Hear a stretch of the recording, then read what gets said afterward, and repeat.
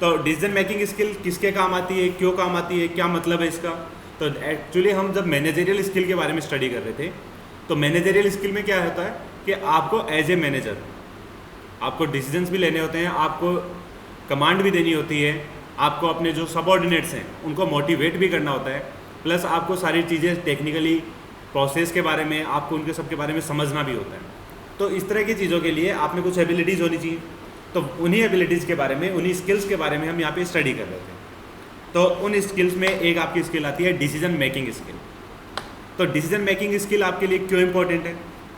तो every manager is expected to make decisions whether alone or as part of a team. Drawing on your decision making skill is often a process in which you must define a problem, analyze possible solutions and select the best outcome. That means अगर आपके पास as a manager आपको work करना है तो उसमें आपको कुछ decision लेने पड़ते हैं, और वो डिसीजन आप खुद अकेले भी ले सकते हैं या फिर आपकी एक टीम है, वो टीम मिलके भी आपके डिसीजंस ले सकती है। तो वो टीम कैसे होगी? आपके डिफरेंट डिपार्टमेंट्स होंगे और उनके सभी के मैनेजर्स होंगे, वो सब मिलके अपनी ऑर्गेनाइजेशन के बेनिफिट के लिए डिसीजन ले सकते हैं। अब उसमें आपकी जो डिसीजन मेकिंग स्किल है वो कैसे काम आती है या उसे हम कैसे समझा सकते हैं? तो वो एक ऐसा प्रोसेस होता है जिसके अंदर आपको प्रॉब्लम को डिफाइन करना होता है, क्योंकि डिसीजन लेना है हमें, तो डिसीजन किसके लिए लोगे? कोई प्रॉब्लम अराइज हुई है उसी के लिए। उसके बाद उस प्रॉब्लम को एनालाइज करना होता है कि हमारे पास जो प्रॉब्लम आई है उस प्रॉब्लम में एक्चुअल प्रॉब्लम है क्या और ये प्रॉब्लम क्यों राइज हुई है। Then we have to find out some possible solutions.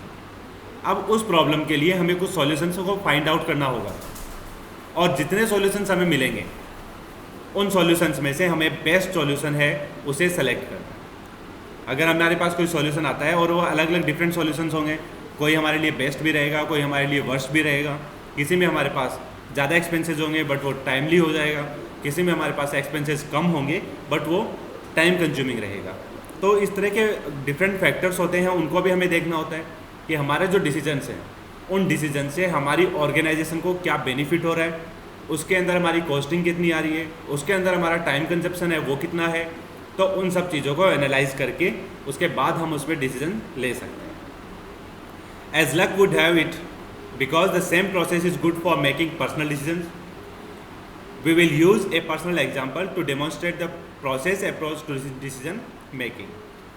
Normally हम देख सकते हैं कि कोई भी अगर डिसीजन लेते हैं तो पर्सनल अप्रोच के लिए तो हो सकता है अच्छा होता है, लेकिन ऑर्गेनाइजेशन के लिए अच्छा हो या ना हो वो ज़रूरी नहीं है। बाय लक अगर आपने जो डिसीजन लिया वो आपका अच्छा निकल गया तो आपकी ऑर्गेनाइजेशन को उससे बेनिफिट हो सकता है, लेकिन अगर हम उसको लक के ऊपर डिपेंड ना रखें तो उसके लिए हमें अच्छे से उस चीज़ के बारे में पूरा का पूरा स्टडी करना होता है, उसके बारे में डिटेल्स जाननी होती है, उनके सॉल्यूशंस हैं वो फाइंड आउट करने होते हैं।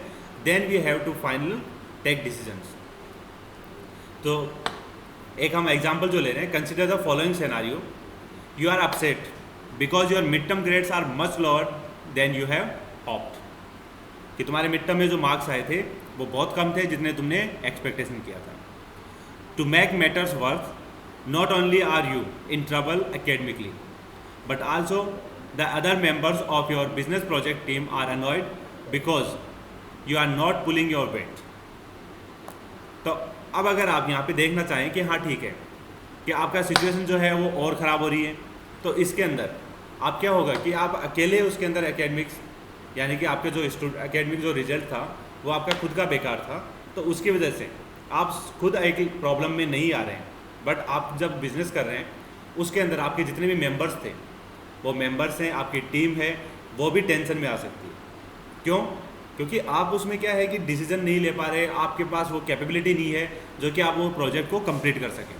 तो उसमें क्या रहेगा, आपका जो टीम है पूरी की पूरी, उस टीम के ऊपर एक एक्स्ट्रा वेटेज हो जाएगा, और वो वेटेज किसका रहेगा? आपके काम के बर्डन का। उन्हें आपकी हेल्प करनी होगी, उन्हें बार बार आपको समझाना पड़ेगा कि ये काम हमें कैसे करना है, कैसे नहीं करना है, और तुम क्या कर सकते हो। बट अगर आपने एकेडमिक्स में अपने आप को इम्प्रूव किया था और आपके अच्छे रिजल्ट्स आए थे, तो आप क्या कर सकते हो वहाँ पे? अपने डिसीजंस, अपने एबिलिटीज़, अपने वर्क खुद कर सकते हैं। तो वो चीज़ क्या होती है कि वो सिर्फ आपका एक इंडिविजुअल डिसीजंस को नहीं करके आपकी पूरी की पूरी टीम को इफेक्ट करती है। Your lacrosse coach is very upset because you have missed too many practices. और जो आपको यहाँ पे कोच करता है, गाइड करता है, वो आपके लिए क्या करेगा, क्योंकि आपने बहुत सारे अलग अलग जो डिफरेंट जो आपके प्रैक्टिसेस थे उनको आपने मिस किया था, इसकी वजह से आपके ग्रेड्स कम थे। तो वो ये कहेंगे कि हाँ ठीक है, आपका जो प्रोजेक्ट है वो आपने अच्छे से नहीं कर पाए, आपके अपने ग्रेड्स अच्छे आप नहीं ले पाए, तो इसकी वजह से क्या रहेगा कि आप अपनी टीम को पीछे लेके जा रहे हैं।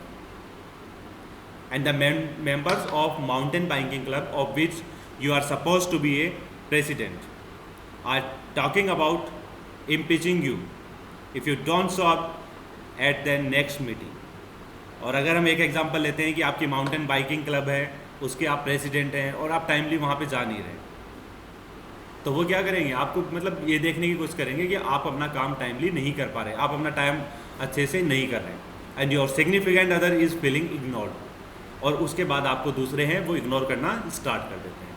तो एक इम्पैक्ट आपका जो होना चाहिए एज ए मैनेजर या एज ए लीडर, वो इम्पैक्ट आपका वहाँ पे नहीं आता। और वो क्यों नहीं आ रहा, क्योंकि वहाँ पे आपकी जो डिसीजन मेकिंग स्किल थी कि ये काम मेरे लिए इम्पोर्टेंट है या नहीं है, वो आपने वहाँ पे प्रॉपर डिसीजन नहीं लिया। आपकी मीटिंग थी, उसके अंदर आपने मीटिंग में प्रॉपर अपनी गाइडेंस से आपकी रिक्वायरमेंट थी, आप मीटिंग में गए ही नहीं, आपने मीटिंग अटेंड नहीं की। तो वो चीज़ क्या दिखाती है कि आपकी सीरियसनेस नहीं है अपनी जॉब के रिगार्डिंग। तो ये डिफरेंट चीज़ें हो सकती हैं आपके अलग अलग लेवल के ऊपर, जिसमें भी आप अपना काम है वो प्रॉपरली या अच्छे से नहीं कर रहे, आपको जो डिसीजन वहाँ पे एग्जैक्टली लेना है वो डिसीजन आप वहाँ पे नहीं ले पा रहे हो, तो उसकी वजह से आपको क्या होता है कि वहाँ पे लॉस उठाना पड़ता है। और वो लॉस आपके साथ वालों में, आपके कलीग्स में, आपके सबऑर्डिनेट्स में आपके लिए इग्नोरेंस क्रिएट कर सकते हैं। तो इसलिए इन चीज़ों को हम अवॉइड करें और हम अपने डिसीजन मेकिंग स्किल है उसको इम्प्रूव करें कि हम प्रॉपर टाइम पे सही डिसीजन ले सकें। अब अगर हम बात करते हैं कि आपके डिसीजन मेकिंग की अप्रोच क्या हो सकती है, तो एक सिंपल एग्जांपल है a 6 step approach to decision making, तो जिसके अंदर हमें आइडेंटिफाई करना होता है प्रॉब्लम को कि किस तरह से हम अपनी प्रॉब्लम में डिसीजन ले सकते हैं। तो ये डिसीजन मेकिंग जो है आपका, वो मैंने पहले भी आपको यूनिट नंबर 3 के अंदर आपको एक्सप्लेन किया था कि डिसीजन मेकिंग एबिलिटीज़ क्या होती हैं, यूनिट नंबर 2 में था आई थिंक, और उसके अंदर आपके अच्छे से आपने ये सारी स्टेप्स हैं वही पढ़ी हैं। तो वही सब चीज़ें आपको एज ए मैनेजर भी अपने आप में अप्लाई करनी होती है। तो वही चीज़ें एक बार दोबारा से हम रिवाइज कर लेते हैं कि first of we have to identify the problem you want to work. तो जो भी प्रॉब्लम है जिसके ऊपर हमें काम करना है उसे हमें आइडेंटिफाई करना है, वन स्टेप। और step 1 is getting to know your problem which you can formulate by asking yourself a basic question, how can I improve my grades. तो ये जो हमने एग्जाम्पल लिया था कि आपकी ग्रेड्स कम थी, तो उसका हम सॉल्यूशन के लिए आइडेंटिफाई करते हैं प्रॉब्लम को कि मेरी ग्रेड्स को मैं कैसे इम्प्रूव कर सकता हूँ। Then we have step number 2, gather relevant data. Relevant data that means उसके रिगार्डिंग आपके पास जो डेटाज है जिसके आपको रिक्वायरमेंट है वो डेटा आप एक बार इकट्ठा करें।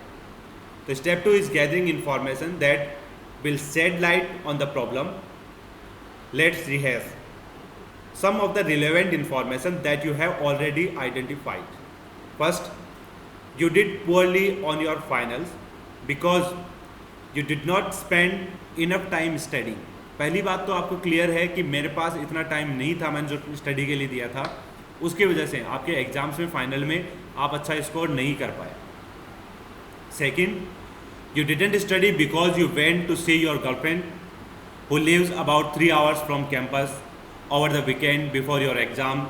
तो that means कि आप किसी से अपने रिलेटिव से या फिर अपनी गर्लफ्रेंड से या जो भी आपके फ्रेंड्स हैं उनसे मिलने आप अपने किसी दूसरे लोकेशन के ऊपर चले गए, तो वो एक आपका टाइम कंज्यूमिंग प्रोसेस था। जैसे इसमें एग्जांपल में दे रखा है who lives about 3 hours from campus, तो जो आपके कैंपस से 3 घंटे दूर है, तो अगर आप वहाँ पे जाते हैं तो दैट मीन्स आपको 3 घंटे जाना 3 घंटे आना, और आपका जो एक्स्ट्रा टाइम था वहाँ पे वो आपने स्पेंड किया, तो आपका that means a lot of time you have wasted. Number 3, what little studying you got in camp at the expense of your team project and lacrosse practice. आपने बहुत कम स्टडी की जब आपको वहाँ पे टीम प्रोजेक्ट में और आपकी जो प्रैक्टिस थी वहाँ पे रिक्वायरमेंट थी, तो उसके लिए भी आपने बहुत कम स्टडी की है, इसलिए आपके ग्रेड्स कम आए। And while you were away for the weekend you forgot to tell members of the mountain biking club that you had to cancel the planned meeting. और जब आप वहाँ पे वीकेंड के लिए बाहर गए हुए थे, उस टाइम आपने अपने बाइकिंग क्लब है उसको भी आपने इग्नोर कर दिया और उन्हें यह भी नहीं बताया कि मैं मीटिंग में नहीं आ सकता। तो ये सब चीज़ें हैं जो रीजंस हैं आपने खुद इकट्ठे किए कि आपको जो प्रॉब्लम्स आई हैं वो प्रॉब्लम क्यों आई। तो उन प्रॉब्लम्स के बारे में आपको, अगर आप प्रॉब्लम को खुद आइडेंटिफाई कर सकते हैं तो आपने खुद ने देखा कि ये प्रॉब्लम्स आई थी और इनका ये सॉल्यूशन था। Then clarify the problem. Number 3 point है हमारा, प्रॉब्लम को क्लियर करना है। तो क्लैरिफाई द प्रॉब्लम में क्या होगा आपके, once you review all the given facts you should see that your problem is bigger than simply getting your grades up. कि आपको सिर्फ अपनी ग्रेड्स बढ़ाने के लिए काम नहीं करना, बट आपकी प्रॉब्लम है उससे ज़्यादा बड़ी है। Your life is pretty much out of control, you can't handle everything to which you have committed yourself. अब ये चीज़ें हैं, ये आपसे काफ़ी ज़्यादा रिलेवेंट है। ये आप एग्जाम्पल अगर देख रहे हो सिंपल सा, तो दैट मीन्स अगर कुछ बच्चे ऐसे हैं जो अच्छी ग्रेड ले आते हैं और कुछ बच्चे ऐसे हैं जो ग्रेड्स अच्छे नहीं ले आते, तो जो नहीं ला पा रहे हैं उनके लिए ये काफ़ी रिलेवेंट होगा। उनको खुद को इस चीज़ के बारे में पता होगा कि वो अपने फ्रेंड्स के साथ बाहर घूमने में, इधर उधर कोई भी फालतू का टाइम पास करने में, उन चीज़ों में अपना टाइम वेस्ट कर देते हैं। वो अपने आप के लिए, अपनी चीज़ के लिए कमिटेड नहीं है। उन्होंने क्या कमिट किया था कि मुझे बीटेक करना है, मुझे एक अच्छी कंपनी में जॉब करनी है, वो उनका कमिटमेंट था आफ्टर 12। उस टाइम उन्होंने बीटेक में एडमिशन लिया और उसके बाद धीरे धीरे उनका वो कमिटमेंट है वो लूज़ होता गया और उसकी वजह से उन्होंने अपने आप को, अपने माइंड को दूसरी चीज़ों में डाइवर्ट कर लिया। तो वही चीज़ें वो फाइंड आउट अगर करें कि मैं एक्चुअल में, अगर मेरे साथ ऐसा हो रहा है, actually I was a brilliant student in the 12th और अगर आपके 80% मार्क्स थे, 70% मार्क्स थे और बीटेक में आने के बाद आपकी बैक्स आ रही हैं, 2 बैक 3 बैक, और आपका रिजल्ट अगर आ रहा है तो वो 60%, 55%, तो कहीं ना कहीं आपको भी ये चीज़ें आइडेंटिफाई करनी चाहिए कि मैं ऐसा था और ऐसा कैसे हो सकता हूँ। मेरे ग्रेड्स थे वो इतने अच्छे थे और अब मेरे इतने डाउन कैसे हो सकते हैं। तो कुछ तो ऐसी प्रॉब्लम आई है मेरी लाइफ में जिसकी वजह से मेरे साथ ऐसा हो रहा है। तो उसके लिए आपको कुछ तो करना पड़ेगा। You clarify the problem by summing it up with another basic question, what can I do to get my life back in order? अब आपको यही पूछना है अपने आप से भी कि मैं ऐसा क्या करूं कि जिसकी वजह से मेरी लाइफ वापस उसी ऑर्डर पे, उसी ट्रैक पे आ जाए जिसकी मुझे रिक्वायरमेंट है। तो उस टाइम आपको वो प्रॉब्लम क्लैरिफाई हो जाएगी कि ये मेरी प्रॉब्लम, एक्चुअल प्रॉब्लम मेरी ये है। मेरे मार्क्स कम आए हैं वो मेरी प्रॉब्लम नहीं है, वो मार्क्स कम क्यों आए हैं वो मेरी प्रॉब्लम है, क्योंकि मैं उस चीज़ को टाइम नहीं दे पा रहा, मैं अपनी स्टडीज़ कंप्लीट नहीं कर पा रहा, मैं फालतू में बाहर घूमने में या दोस्तों के साथ घूमने में टाइम वेस्ट कर रहा हूँ। तो वो चीज़ें आपने आइडेंटिफाई की। मैं अपनी कमिटेड या जो भी मैंने कमिटमेंट किया उसके ऊपर मैं कमिट नहीं कर पा रहा, मैं अपने मीटिंग्स हैं या फिर कोई भी चीज़ है उनको मैं सीरियसली नहीं ले रहा। अगर मैं कहीं अटेंड नहीं कर सकता तो वहाँ पे मैं इन्फॉर्म करना भूल जाता हूँ। तो वो चीज़ें क्या होगी, आप उनको क्लैरिफाई कर सकते हो।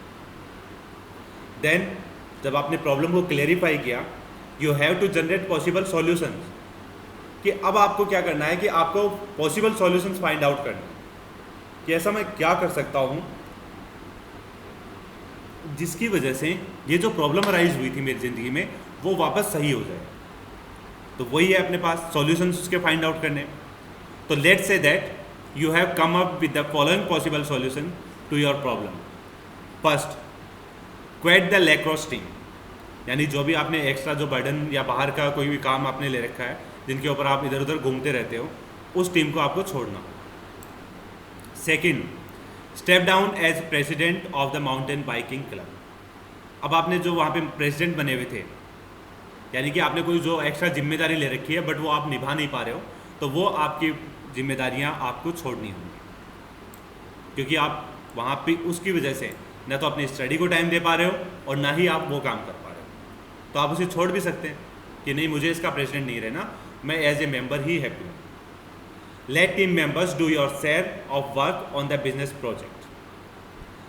अब अगर आप वहाँ पे अपने टीम मेंबर्स हैं तो उनको अपना शेयर है वो काम करने दें। आपका भी अगर वो कर सकते हैं तो वो काम भी वो आप उनसे हेल्प लेके करवा लें। स्टॉप विजिटिंग योर सिग्निफिकेंट और other so frequently.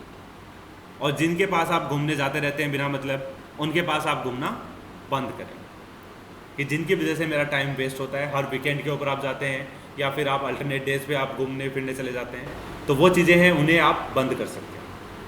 The solution to your main problem, how to get your life back in order, will probably require multiple action. यानी कि एक ही चीज़ करने से वो प्रॉब्लम सॉल्व नहीं हो रही, उसके लिए हमें बहुत सारी चीज़ें उन्हें मैनेज करना है।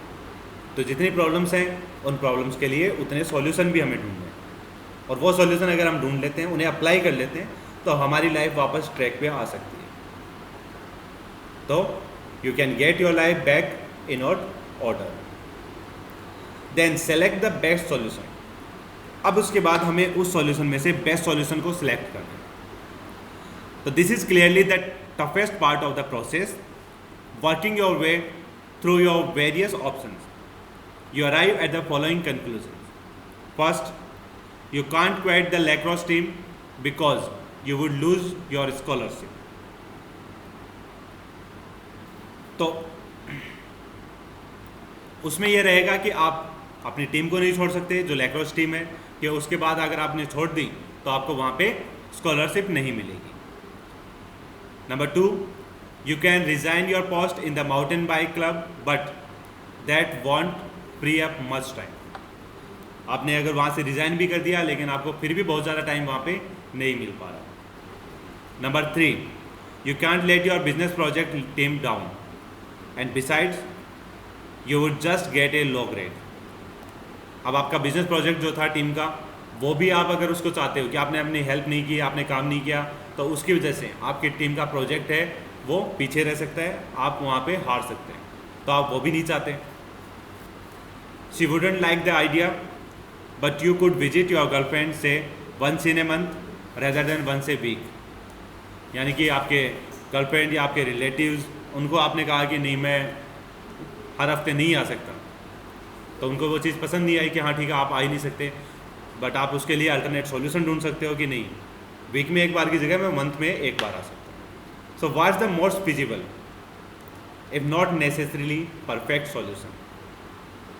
तो उसके बाद हमें वहाँ पे ये देखना है कि ये सारे सॉल्यूशंस हैं, उनमें से कौन सा बेस्ट रहेगा, कौन सा ऑप्शन अपन सेलेक्ट कर सकते हैं और कौन से ऑप्शन को हम इम्प्लीमेंट कर सकते हैं। तो इस तरह के आपके अलग अलग जो ऑप्शंस हैं, अलग अलग सॉल्यूशंस हैं, उनको आपको देखना है, उनके सॉल्यूशंस आपको फाइंड आउट करने हैं और उनमें से हमें सेलेक्ट करना है इस बेसिस के ऊपर कि उसके बेनिफिट और उसके डिसएडवांटेज दोनों चीज़ें आपको वहाँ पे पता चल जाए कि आप ये काम कर भी सकते हो, और अगर आप ये काम नहीं भी करोगे तो आपको उससे अपनी पढ़ाई के लिए कितना बेनिफिट मिल रहा है और वो काम छोड़ने की वजह से आपको कितना लॉस हो सकता है। तो इन सब चीज़ों के बारे में हमें सोचना है और उनमें से बेस्ट ऑप्शन हमें सेलेक्ट करना है। Then implement your decisions and monitor your choice. अब उसके बाद हमारे पास फाइनल जो ऑप्शन बचता है वो क्या रहता है कि आपको अपने डिसीजन को इम्प्लीमेंट करना है और अपनी चॉइस को मॉनिटर करना है, देखना है कि मैंने जो सेलेक्ट किया है वो चीज़ सही है या नहीं है। When you call your girlfriend you are pleasantly surprise to find that she understand. हो सकता है आपने उसे बताया कि हाँ ठीक है मुझे अपनी स्टडीज़ करनी है, मुझे टाइम नहीं मिल पा रहा, तो इसलिए अभी मेरा मिलना नहीं होगा, और वो उस चीज़ को समझती है और आपको अच्छा लगेगा इस चीज़ के लिए कि हाँ ठीक है कि मुझे इसके अंदर कोई भी प्रॉब्लम नहीं आई। The vice president is happy to take over the mountain biking club। अब माउंटेन बाइकिंग क्लब में आपको टाइम ज़्यादा लग रहा था, तो वाइस प्रेसिडेंट आपने जैसे ही उसको ऑफर दिया वो खुश हुआ कि हाँ ठीक है कोई बात नहीं मैं इसको हैंडल कर सकता हूँ, तो आप अपनी रेस्पॉन्सिबिलिटी है वो वाइस प्रेसिडेंट को दे सकते। After the first week you are able to attend lacrosse practice. एक वीक आपने थोड़ा सा अपने आप को मैनेज किया, स्टडीज़ को मैनेज किया, उसके बाद अपनी प्रैक्टिसेज आप कंटिन्यू कर सकते हैं। Get caught up on your team business project and catch up in all your other classes. और उसके बाद आप अपनी अलग क्लासेज भी अटेंड कर रहे हैं, आप अपने प्रोजेक्ट में भी पूरा टाइम दे रहे हैं, then the real test of your solution will be result of the semesters final. और उसके बाद आप ये सारे काम करेंगे तो आपको अपना फाइनल जो रिजल्ट मिलेगा सेमेस्टर का, वहाँ पे आपको पता चलेगा कि एक्चुअल में मैंने जो डिसीजन लिए थे वो मेरे लिए कितने बेनिफिशियल साबित हैं। तो वो चीज़ आपको मॉनिटर खुद करनी होगी कि मैंने अपने डिसीजंस में इम्प्लीमेंट किया था और उनके इम्प्लीमेंट करने की वजह से मुझे फाइनल्स में अपने रिजल्ट जो मिले हैं वो बहुत अच्छे मिले और वो चीज़ मेरे काम आई। तो इस तरह से आपने जब एक डिसीजन मेकिंग प्रोसेस देखा, उसमें आपने प्रोसेस में सारी चीज़ें अप्लाई करके देखी, तो आपको पता चला कि किस तरह से आप प्रोसेस पूरा कंप्लीट कर सकते हैं।